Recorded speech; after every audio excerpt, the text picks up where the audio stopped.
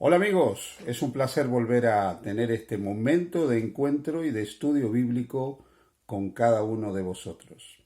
Seguimos en la carta del apóstol San Pablo a los romanos. En los primeros dos capítulos de su carta, el apóstol va a sentar las bases de la condición caída y pecaminosa de todos los seres humanos, tanto incrédulos como creyentes, tanto los que están fuera del pueblo de Dios como los que están dentro del pueblo de Dios. Así, por lo tanto, aquellos que no se han dejado guiar por Dios o no han querido poner su fe en Dios, como los que la han puesto, todos finalmente están bajo pecado. Porque todos hemos pecado y estamos destituidos de la gloria de Dios. En el capítulo 3, esta afirmación paulina se hace todavía más fuerte, más evidente, cuando él dice que finalmente no hay justo ni aun uno, ningún ser humano es justo y por lo tanto nosotros no podemos salvarnos por lo que somos o por lo que hacemos. De manera extraordinaria y magistral, en el capítulo 3, Pablo desarrolla las bases de la justificación por la fe, muestra que la ley jamás puede justificarnos, que la ley jamás es lo que nos trae la salvación. Enfatiza claramente que somos justificados por la fe sin las obras de la ley, no porque la ley no tenga vigencia, sino que la ley tiene el propósito de señalarnos el pecado. La ley no es ni será jamás nuestro Cristo. No obstante, la palabra de Dios, a través del apóstol San Pablo, dice que la fe jamás va a invalidar el valor de la ley. En el capítulo 4 toma a dos grandes personajes de la historia del pueblo de Israel, Abraham y David, para presentar cómo se vive, cómo se recibe la justificación por la fe de manera práctica. Y presenta lo que es la justicia acreditada, la justicia imputada, que permite que Dios nos vea justos, aunque intrínsecamente no lo seamos. Esta comprensión de la justificación por la fe llevó al gran reformador Martín Lutero a decir que los seres humanos éramos simil justus et peccator, justos y pecadores a la vez. Justos porque en virtud de los méritos de Cristo somos declarados justos, pero seguimos teniendo una naturaleza caída y fracasamos muchas veces en nuestro intento de hacer la voluntad de Dios. El capítulo 5 presenta las buenas nuevas maravillosas de que esa salvación que Dios nos otorga, que la podemos recibir gracias a lo que Dios en Cristo ha hecho por nosotros y por eso solo por gracia, solo por Cristo, solo por fe, es el resultado no de lo que nosotros logramos, sino de lo que otro logró por nosotros.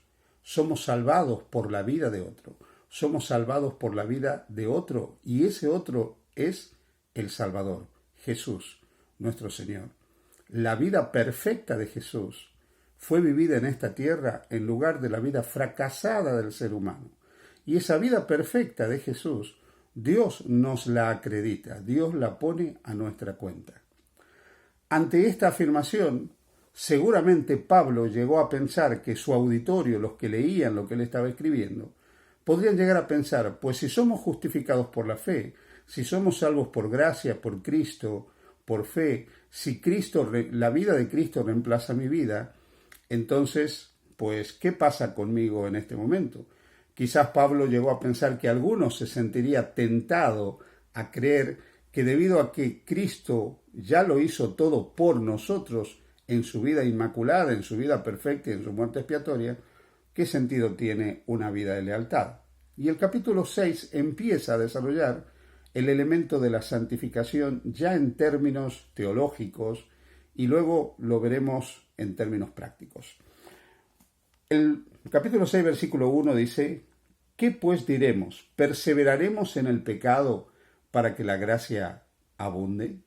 ¿Os dais cuenta de la pregunta de Pablo? O sea, Pablo está diciendo, a ver, ¿vamos a perseverar ahora en la transgresión de la voluntad de Dios, en vivir errando el blanco, en vivir separados de Dios, en vivir apartados, para que la gracia abunde? Y aquí utiliza un término griego el apóstol San Pablo que se traduce como en ninguna manera, megeroito. Pero ese es un término mucho más enfático. No se les ocurra, no se les pase por la cabeza, jamás crean que la gracia es una licencia para vivir fuera del marco de la ley que nos marca lo que es correcto y lo que es incorrecto. De ninguna manera, los que hemos muerto al pecado, ¿cómo viviremos aún en él? Dice el apóstol San Pablo. Sabes, querido amigo, querida amiga, hermano, hermana que me escuchas, cuando yo leo esto, veo qué mensaje equilibrado tiene la palabra de Dios. Y veo, lamentablemente, cuántas veces yo estoy lejos de ese ideal de Dios, porque sigo fracasando, sigo teniendo errores en mi vida, pero eso no significa que crea que la gracia de Cristo me da licencia para vivir simplemente de la manera que yo quisiera vivir, fuera del marco de esa voluntad maravillosa de Dios, que lo único que pretende es traer felicidad a mi existencia. A continuación, el apóstol Pablo utiliza la figura de la muerte y resurrección de Cristo y el bautismo para mostrar que hemos muerto ya nuestra vida pasada y no podemos continuar viviendo la vida que vivíamos antes. Dice, ¿o no sabéis que todos los que hemos sido bautizados en Cristo Jesús hemos sido bautizados en su muerte? El versículo 4 dice que somos sepultados para muerte por el bautismo, a fin de que como Cristo resucitó de los muertos por la gloria del Padre, así también nosotros andemos en vida nueva. Dice el versículo 5 que fuimos plantados juntamente con Él en la semejanza de su muerte, y también por lo tanto lo seremos en la de su resurrección. Así pues, el bautismo representa la muerte y la resurrección del creyente al pasado y el nacimiento a una nueva vida. Pero hay algo más fuerte en el bautismo. Nosotros nos unimos por la fe a la experiencia de Jesús. La muerte de Jesús pasa a ser nuestra muerte. La vida y resurrección de Jesús pasa a ser la nuestra. Así que todos los que hemos sido bautizados en Cristo, al estar revestidos de Él y al haber participado de su muerte y resurrección por la fe y por haber sido bautizados, podemos mirar al futuro con la certeza de que aunque seamos llamados al sueño de la muerte, volveremos a la vida como Cristo volvió. El versículo 6 dice algo extraordinario también, que nuestro viejo hombre ha sido crucificado juntamente con Él. Cristo murió para que nuestro pasado, nuestra naturaleza caída, ya no tuviera el control sobre nuestra vida. Y dice, para que el cuerpo del pecado sea destruido, a fin de que no sirvamos más al pecado. Quizás la mejor traducción no sería sea destruido, sino sea puesto en sujeción, porque viene de un verbo que es catargeo, y esta palabra en griego significa reducir a la impotencia. El propósito del Señor Jesús, cuando entregó su vida por nosotros, también fue que el Espíritu que Él podía derramar sobre los creyentes tome el control de la vida del creyente y reduzca a la impotencia la naturaleza pecaminosa que tenemos. Así que lo que hace el Señor cuando creemos en Él, cuando hemos sido perdonados, cuando hemos sido justificados, declarados santos, justos y con derecho al cielo, nos regala el don del Espíritu para que el Espíritu tome el control de nuestra naturaleza caída y tenga en sujeción nuestras tendencias y nuestras inclinaciones que están fuera del marco del proyecto maravilloso de Dios para nuestras vidas. El versículo 12 termina diciendo, no reine pues el pecado en vuestro cuerpo mortal, de modo que lo obedezcáis en sus concupiscencias. El pecado está, pero no debemos dejar que reine, que tome el control. Antes bien, debemos permitir el control del Señor en nuestra vida a través de su Espíritu. Pablo se explayará más en esto a partir del capítulo 8, ya lo veremos. Pero es importante que vayamos comprendiendo que la justificación inevitablemente va a llevar a la santificación. Y el versículo 14 dice, porque el pecado no se enseñoreará de vosotros, pues no estáis bajo la ley, sino bajo la gracia. Así es, queridos amigos, no estamos bajo la ley en el sentido de que ya no estamos bajo la condenación de la ley. Por lo tanto, la culpa del pecado ya no tiene poder sobre nosotros. No estamos bajo la ley como un instrumento de salvación. Pero esto no significa que la ley no siga diciendo que matar es malo, que robar es malo. La ley sigue vigente para mostrarnos la voluntad de Dios, pero no estamos ya bajo la condenación de la ley. No estamos ya bajo la ley como un instrumento de justicia, de salvación, para que guardándola nosotros nos podamos ganar al cielo, que es lo que pretendió el pueblo de Israel cuando entró en un pacto de obras. Esto lleva inevitablemente al apóstol San Pablo a otra pregunta en el versículo 15. ¿Qué pues? ¿Pecaremos porque no estamos bajo la ley sino bajo la gracia? Parece que Pablo sabía que el gran problema de las personas cuando escuchan hablar de la justificación por la fe es este. Y entonces, ¿qué sentido tienen las obras? Muchas veces me lo han preguntado a mí. Entonces, ¿puedo pecar? No, no se trata de eso. Por favor, tenemos que madurar. Que no estemos bajo la condenación de la ley, que ya no estemos bajo la ley como un instrumento de salvación, no significa que tenemos licencias para vivir errando, al contrario, de ninguna manera. ¿Qué pues? ¿Pecaremos porque no estamos bajo la condenación de la ley, bajo la ley como una norma para la salvación? En ninguna manera, dice Pablo. Porque si nosotros nos dedicamos a pecar, y lo declara del versículo 16 en adelante, nos hacemos esclavos del pecado. Y el propósito del Señor es que no seamos esclavos del pecado. Porque el versículo 18 dice, libertados del pecado, vinisteis a ser siervos de la justicia. O sea, ser siervos para vivir una vida fiel, una vida leal, una vida consagrada, una vida consecuente. Versículo 20 en adelante.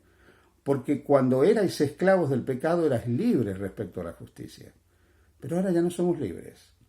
Sin ser esclavos del pecado tenemos que elegir ser siervos de Jesucristo. El versículo 19 dice algo también interesante. Hablo como humano por vuestra humana debilidad, que así como para iniquidad presentasteis vuestros miembros, o sea, vuestro cuerpo, para servir a la inmundicia y a la iniquidad, ahora para santificación presentad vuestros miembros para servir a la justicia. Este cuerpo que ha sido redimido, que ha sido salvado, debe vivir para la gloria de Dios, no para la gloria propia. Este cuerpo debe vivir para seguir el proyecto de Dios bajo la dirección del Espíritu Santo. El versículo 22 dice, mas ahora que habéis sido libertados del pecado y hechos siervos de Dios, tenéis por vuestro fruto la santificación y como fin la vida eterna. Querido hermano, cuando creemos en Jesús, somos justificados por la fe, pero la misma fe permite la santificación por la fe. La paga del pecado es la muerte, dice el versículo 23, pero el don, el regalo de Dios es la vida eterna en Cristo Jesús. El Señor entregó su vida por nosotros para que recibamos el perdón, para que recibamos también el regalo de la santificación, el regalo de la obediencia.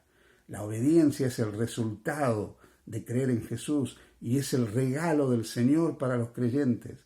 Esta vida fiel, esta vida leal, de buenas obras que no nos justifican, pero que Dios preparó de antemano para que anduviésemos en ella, a fin de que no sirvamos más a la carne y al pecado y seamos realmente hijos de Dios en este mundo, que viven la voluntad de Dios, que es agradable, perfecta y que trae la auténtica felicidad al ser humano.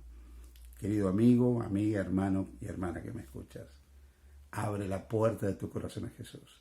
Deja que Él te traiga el perdón y deja que Él te traiga la santidad. Que el Señor te bendiga. Feliz día junto a Jesús.